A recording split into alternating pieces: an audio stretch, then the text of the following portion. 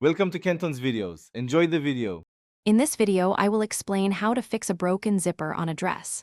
First, carefully examine the zipper to understand the exact issue.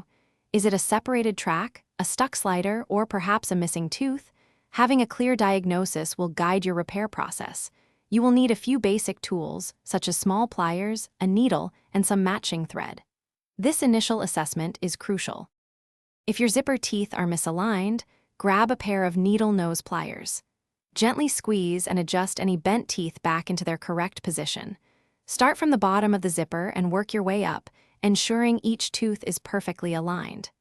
For a smoother glide, you can rub a pencil lead or a bar of soap along the teeth as a lubricant. This simple step can often resolve a sticky zipper. When the zipper slider itself is the problem, you might need to replace it.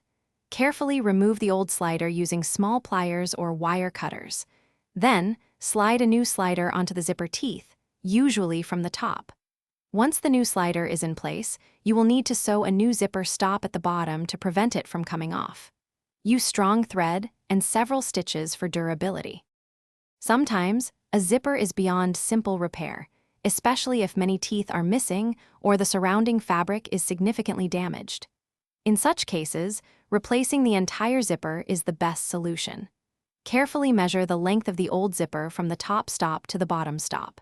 Purchase a new zipper of the same type and length to ensure a perfect fit for your dress. This will give your garment a fresh, functional closure. Thanks for watching. Consider subscribing if we helped you.